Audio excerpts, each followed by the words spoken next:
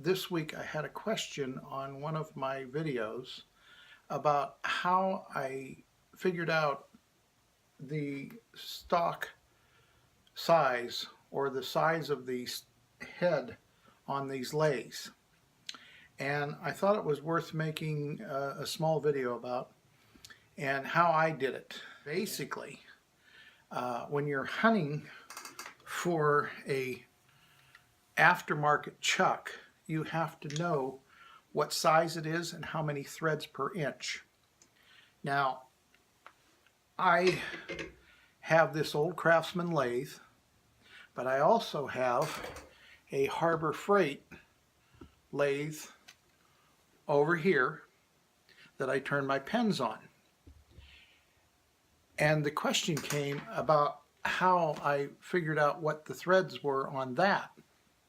And it's kind of a situation that I didn't realize what I was getting into at the time, that both my Craftsman and my Harbor Freight lathe have the same threads.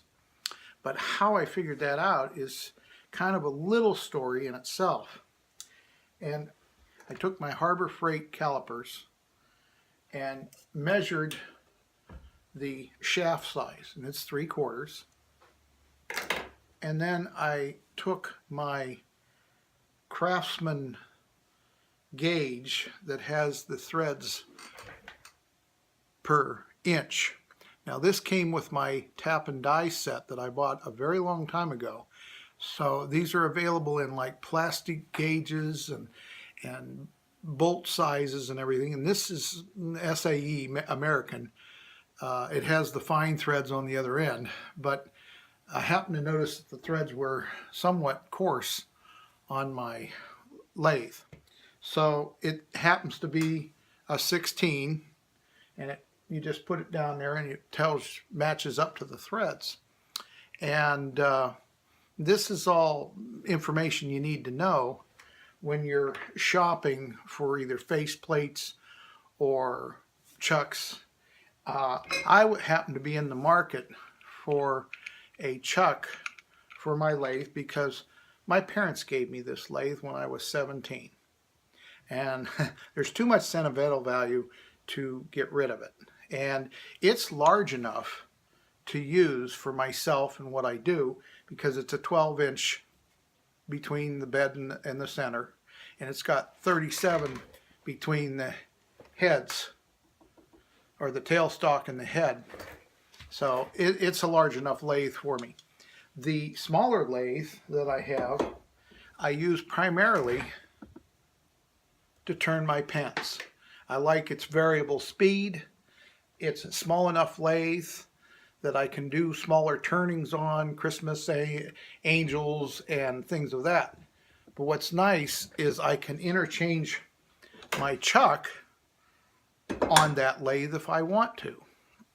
And the reason why I can do that is the Nova chucks, or at least this brand, comes with adapters that you can buy for different lathes.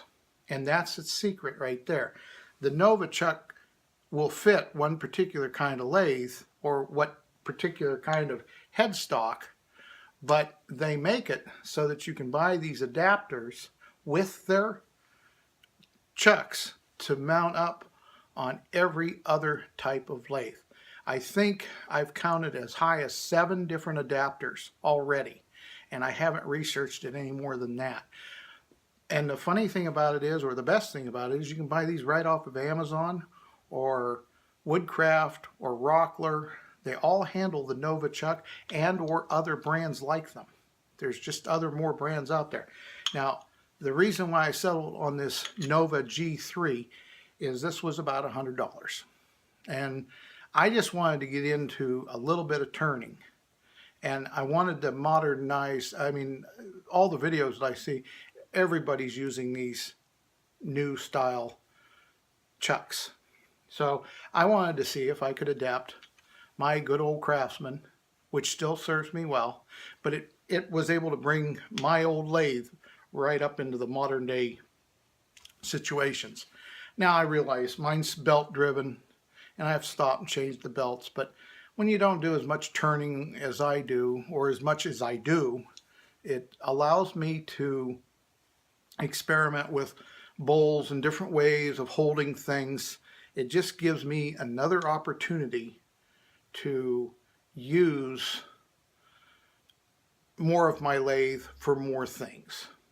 And that's what it's all about. It's to get you out into the shop a little bit more and have a little bit more fun, but without going into crazy deep pockets for attachments, because the Nova 3 has different jaws that you can buy for it.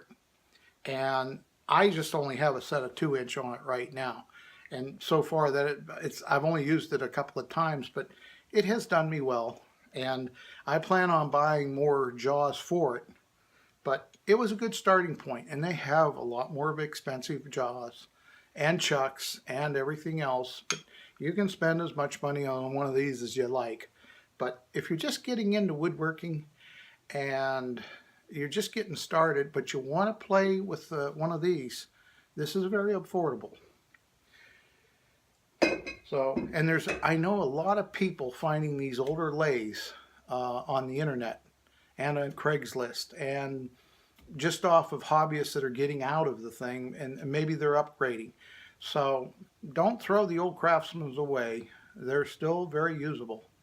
And or the old Deltas and everything else that's out there. You can buy just about everything you need aftermarket for it. I mean, I even bought a live center for this particular lathe. Now my lathes are #1 tapers, so that was another thing. I'm on the smaller end of things because they have a #2 taper, which is larger. But I didn't have to change all my gearing and equipment. But it's being able to update some things that really energized me with lathe work and stuff that wants me to keep coming back down into the shop. So I hope I've helped. And you have a good evening. Thanks for watching. And if you like what you see, please subscribe.